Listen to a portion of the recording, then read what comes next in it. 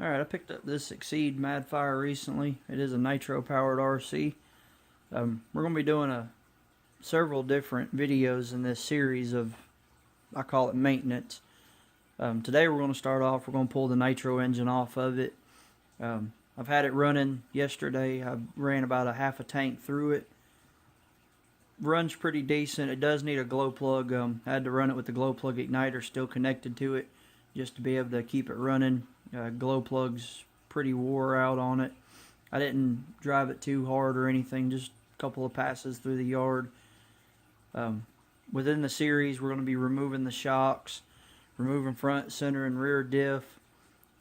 Check everything out. It will be getting a new steering servo. This one's got some issues going on to it. It doesn't want to center right.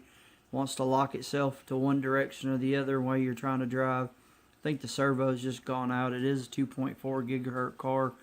I pulled the radio system out, tested it on another vehicle, no issues. Swapped this throttle servo and steering servos around on the receiver, and everything worked fine. Steering servo still did the exact same funniness that it was doing, so we're going to go ahead and replace that in another video. This video, like I said, we're going to start by removing the engine. It's giving me a little bit of issues. I think the carburetor's got some junk built up in it. I did run it with an air filter. It's just how I stall them. I put my thumb over it, choke it for air. I don't like starving it for gas. We're going to remove it with the header and muffler still attached. I'm going to remove the 4 screws underneath the underside of it and remove it mount and all. While I have it off, we're going to go ahead and clean the buggy up. We're going to pull the cooling head off, look at the side of it. It's got good compression right now. Basically, we're just going to do a real good clean on everything. We're going to remove the back plate, look on the inside, clean everything, put some new oil in it. Just check, make sure everything's freeing. I was told the buggy had been sitting for a little while before I picked it up. I gave a good deal for it, so we're going to use this as a maintenance video RC to help some people that need to know how to do routine maintenance. It's a lot of the dirt from yesterday. I ran it through a leaf pile, and that's where a lot of the dirt came from. It was more clean when I got it. So I'm going to pause the video, remove those 4 bolts, break the grub screw loose here, just remove that off the pin. We're going to disconnect the nitro line from here, loop it back around onto the fuel tank to keep the fuel tank closed. And once I get, this just pops off. It's just a little ball joint. All I do is stick a little flat tip screwdriver right in there, just pry it open and it'll pop free. And we're going to remove the motor is one. I'm going to pause the video while I do that. Most people should be able to figure out how to remove the motor. It's just 4 screws on the bottom, the muffler, and disconnect the throttle linkage. Once I get the motor removed, I'll come back to the video. Something else we are going to do while I have this apart, I do not like how the fuel line wraps around and comes back to this. As you see, it makes the fuel line touch the engine head. So while we have everything apart, we're going to loosen it here. We're going to turn where the fuel line goes into the carburetor. We're going to turn it to where it's facing back out this direction, coming in front of the carburetor. It's a very simple thing to do. All you do is put the glow plug wrench down over here, loosen this just a tad, and you can turn this whole thing in any direction that you want. I think I'm going to run mine either coming back out this direction or coming back out this direction, but that will be something else that we do.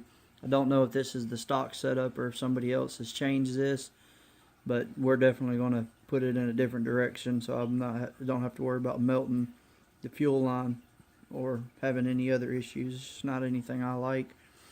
I may even run it coming straight across and shorten up the fuel line.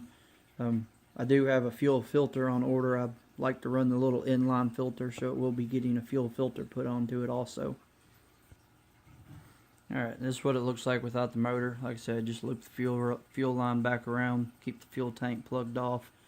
That's where it mounts to. You can see the center diff a little bit better. Buggy seems to be in pretty decent shape. It's got decent rebound at the moment. I'm definitely going to change out the shock weight. This feels a little stiff for my liking. for the rebound. I think I'm going to put probably some 27.5 oil in it. I don't know what it has in it right now. It's supposed to be a 1/8 buggy, but to me it's more of the size of a 1/10. It's definitely smaller than the typical 1/8 buggy that I've had, run and have in my possession. This is what the motor looks like off of it. It's just a standard 21 size motor, clutch bell, carb. It is a pull start motor. I'm not going to pull the clutches off of it at this point in time. Clutches seem to be locking up good. Like I said, I'm just going to remove the carburetor. We're going to clean the carburetor out real good. We're going to remove the pull start and exhaust. We remove the back plate. We're going to run a little bit of brake cleaner inside of it, maybe some super power set of brake cleaner. We're going to pull the head off, just check everything real good. I got a new glow plug for it. We're just going to try to clean it up the best we can. Main thing is the carburetor. The slide works pretty freely, but I think the needle might have a little bit of gum built up on it. The guy stored it with nitro fuel in it. It's not the best thing. Nitro fuel will turn gummy. It'll attract moisture.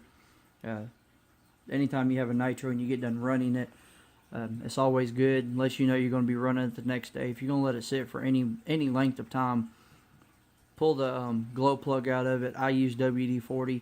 Just put a shot or two of WD-40, spin it by hand a couple of times, put a shot down the carburetor, another one in there where the glow plug goes, put the glow plug back in it. If I'm going to leave it sit for a long time, winterize it and stuff like that, I'll definitely going to use after run oil. WD-40 does have water in it, but if it's just going to be a week, I tend to only run on weekends, work during the week. So WD-40 is fine for a short period of time. It's a lot better than just leaving nitro fuel sitting in it. Nitro fuel will rust. It will attract water. Water turns to rust. Yeah, for you chemists out there, I know water don't turn to rust, but water on metal will rust. So we're going to pause the video again. We'll put this back up. Remove the head. On this motor, you got 4 screws that set down in there. Some of the Traxxas, like 2.5 and 3.3s, if I remember correctly, they have 5 screws. It's more of a star pattern. So we're going to leave the glow plug in this one. You're just going to remove those 4 screws that sit down in there. To remove the carburetor, all you do, loosen that screw right there. It's just like a little slide screw. It's got a little half moon cut out in it. You just loosen it up. There is a nut on the back side that you will have to hold on this one. I have seen some that are threaded, the blocks threaded. So just remove the screw, remove the nut, remove the screw, carburetor, just kind of work it, jiggle it, it'll come right out. Remove the head. We're going to remove this spring that wraps around. That'll pull the muffler off. We're going to pull the header and muffler off. And you got 4 screws for the back plate, or sorry, not back plate. Holds the pull start on. We're going to pull this pull start off. Check the one-way bearing. Right now, the one-way bearing seems to be working just fine. We're going to remove the back plate. Check inside of it. See what the bearings look like.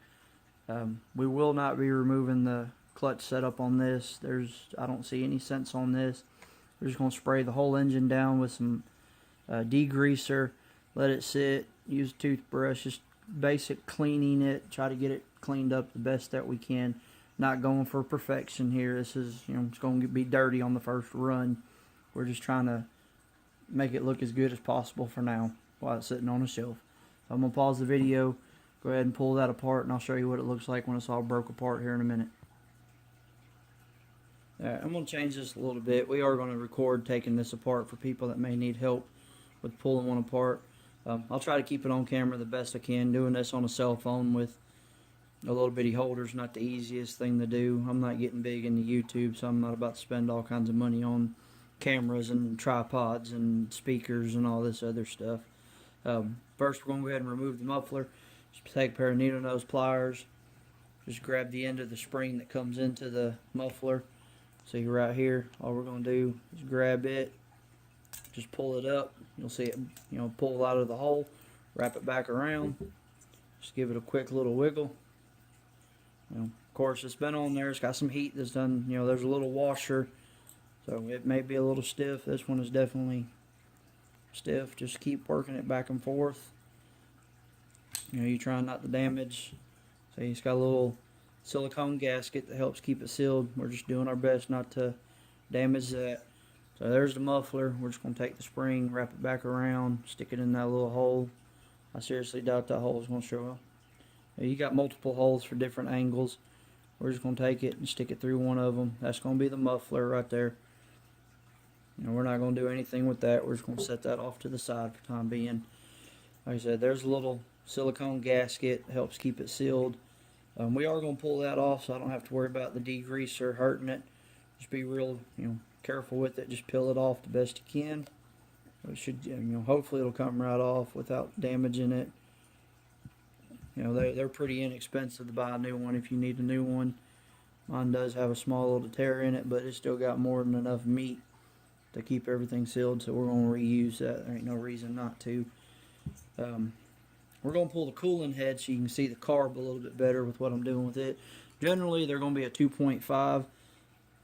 You just come in through the top. Everyone I've ever messed with so far has always been Allen head. That's not to say that yours is, not a Phillips. Just the ones I've always done was Allen head. Just unscrew it. Usually they'll stay down in there. Sometimes if you keep spinning and pull up, it'll pull the screw right out. We're just going to set that off to the side.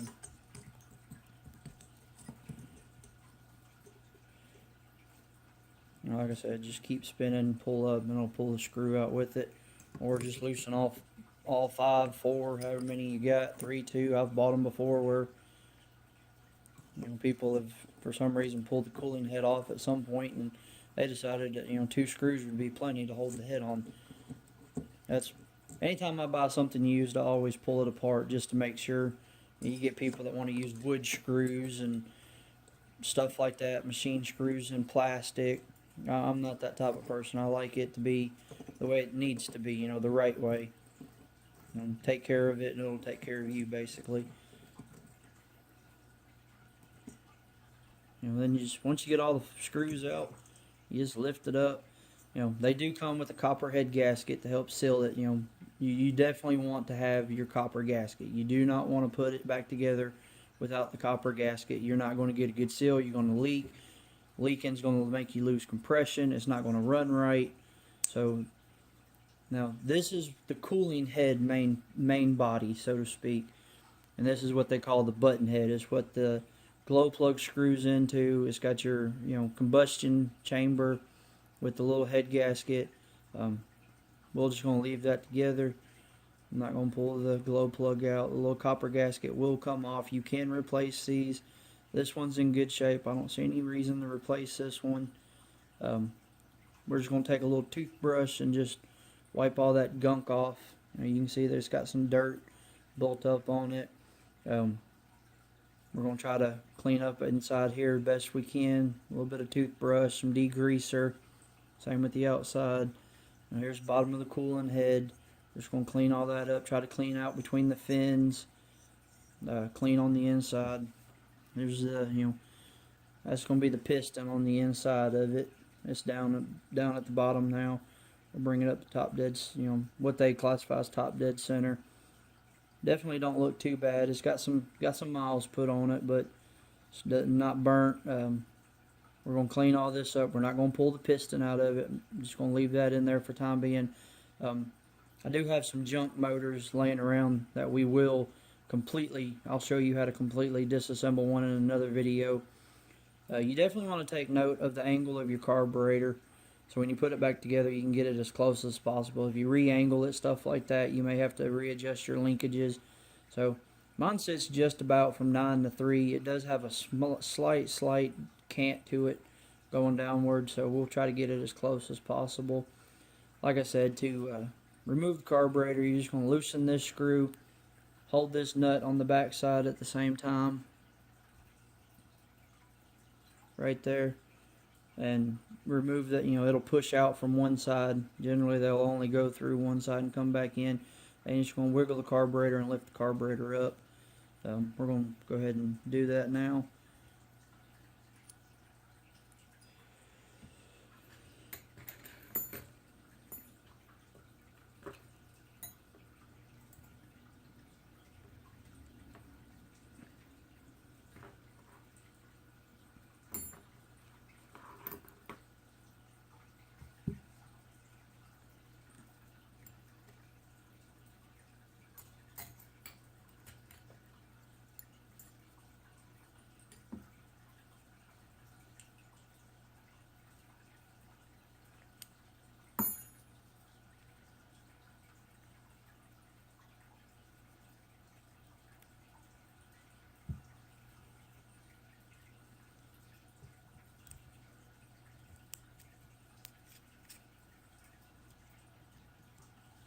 You're just going to stick your Allen wrench into the Allen head, just unscrew it out. This one is not got a nut. I thought this side was a nut. It's a little dirty, so it was hard to see what exactly was going on. This one just has a nut built, or got a threaded insert that goes into the body of the block. So you're just going to remove this screw all the way out,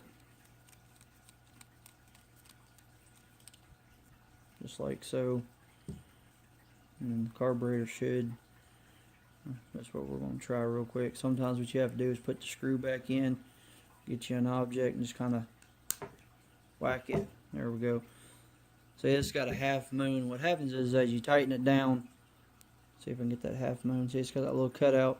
And that little cutout is going to sit like this up against the back side of the carburetor. And as you tighten this, it pulls it in and wedges the carburetor in place. Sometimes all you got to do is put the screw back in, just whack it a couple times, and it'll knock it right out. And you should, in theory, if everything, sometimes you got to come in through the back, through the other side, and knock out the other side too, because it may have a double piece. Just stick you a little wrench down in there, something kind of like this. Just give it a whack, and it'll pop out.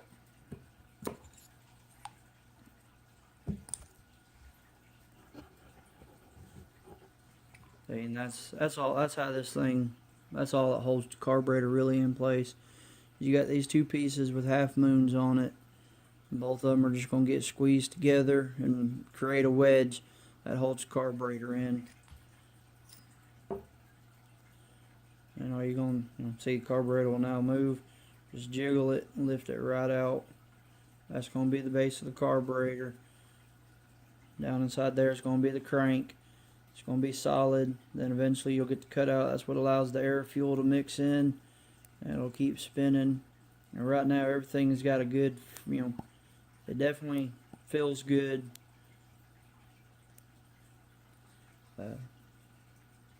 It's not binding up too bad. No, it's not binding up at all. So now what we're going to do is we're just going to set these off to the side just to help keep these together. We're going to put them back, because it's going to be a little while before it's getting put back together, and just screw that screw right back into them. And that'll hold them together. One side is hollow, so to speak. It's not threaded. The other side is threaded, so we're just going to put that back together like that. We're going to remove this back plate. The back plate should be same size that pulled the carburetor apart on this one. They could be different on yours. The tool set that I have is just that Dynamite. I think it's an 8-piece set. Works pretty decent. I've never had any issues with it. I've had some pretty good torque on this thing before and not busted it. Pieces just slide in and out. They're fully adjustable for length.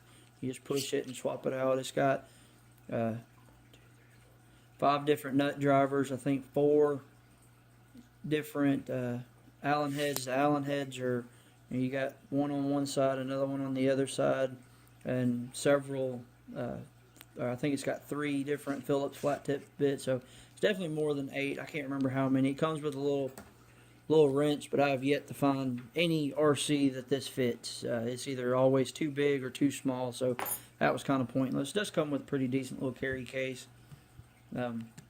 It's just what I use. 2.5 and 3 is more common for what I use, so I keep these two around just so I don't have to swap out the 2.5 and 3 a lot, especially on like my 1/8 scale and my 1/5 scale.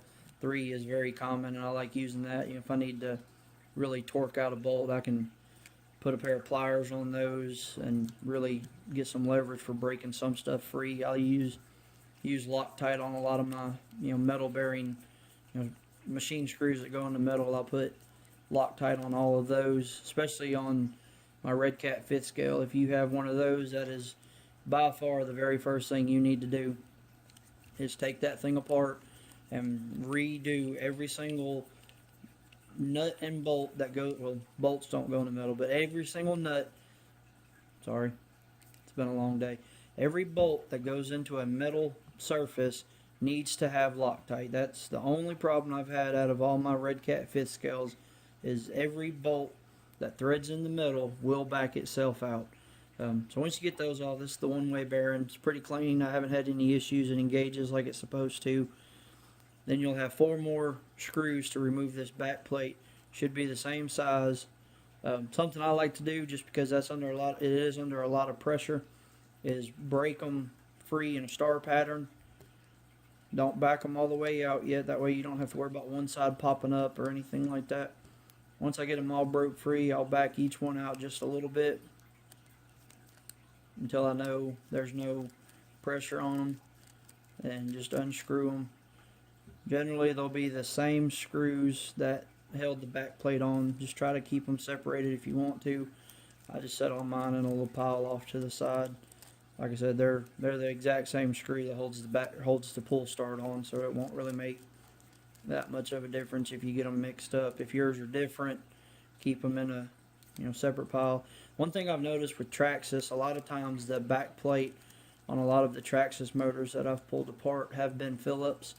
I seriously suggest swapping those over to hex head screws. Really, any screw on an RC, in my opinion, should be hex head. Every Phillip I ever had always strips. You can see this will now move. So all I do is just give it a couple of twists. Just twist it as you're pulling it out gently, and it'll finally lift up. And now you can see it'll come right out. This is, all part of the pull start right here. It's got a bearing that goes in there. This will lock onto the crank, goes into the pull start, and as you pull it, it'll start it. Then when the engine starts, it'll pop itself out of the groove. Part of the one-way bearing setup. Now that's a little stiffer than I tend to like. So now this one doesn't have a bearing. Sometimes they have bearings. This one just has a real good machine surface, but it's got a little bit of buildup on it. So we're going to clean all that up, do a little bit of polish on this, just polish it up some, try to get it to where it spins a little bit better. And you can see down in here, that's going to be the crank, the piston. All that seems to be moving pretty well. Now, if you did want to pull yours all the way apart, in order to take it apart, you have to take the sleeve out first to get the piston out. Generally, all you have to do is move the piston up the top dead center, or up as high as you can get it. You have to stick a screwdriver down into the base of this. This is how I've always done it. Whether it's right or wrong, it's just what works for me. You'll put a screwdriver down in here and get it underneath the lip, and you can pry it up. And as you're prying up, you got to be gentle with it. Just work it up, and you'll start seeing the sleeve start raising up. And once you get the sleeve to raise up, you can usually, what I'll do is I'll take a piece of rag and wrap around it and put a pair of pliers on it, and you can just barely wiggle it and get it to come up eventually. I tend not to do that. This is usually as far as you need to clean, pull one down. It is got a little, it won't stay spinning while you spin it. It definitely stops. So we're definitely going to put some degreaser down in there, try to clean up those bearings and oil everything up real good. Now, in order to remove the crank, you do have to remove the clutch bell, the clutches, the flywheel will definitely need to be removed. That's as far as we're going to break everything down on this. I'm going to go ahead and we're going to upload this video, call this part 1. Part 2 is going to be putting everything back together once it's all cleaned up. Like I said, we're just going to spray it down with some degreaser, use a toothbrush, wash it all up. The carburetor will probably soak in some degreaser just to make sure that it's good and clean. You can see it's not really wanting to recoil. This should be recoiling a lot better than that. So it's definitely a little bit gummy. We're not going to readjust the needles. Like I said, I had it running yesterday. It ran pretty good. For right now, we are going to move this little inlet. We're going to move it to where it's sitting over here at about the 7 o'clock position. I think that's about where I want it. I will upload the video of me putting everything back together on this and show y'all putting it back on there and getting the mesh redone on the clutch bell so you got the proper mesh that you want. But this will be the end of part 1 of the maintenance series of this. If you'll leave in the comments what y'all want to see for the next part, whether y'all want me to pull the diffs apart, pull the shocks apart, just leave in the comments whatever y'all want next in the series, and I'll try to get that done next. Appreciate y'all viewing the video. Y'all have a good day.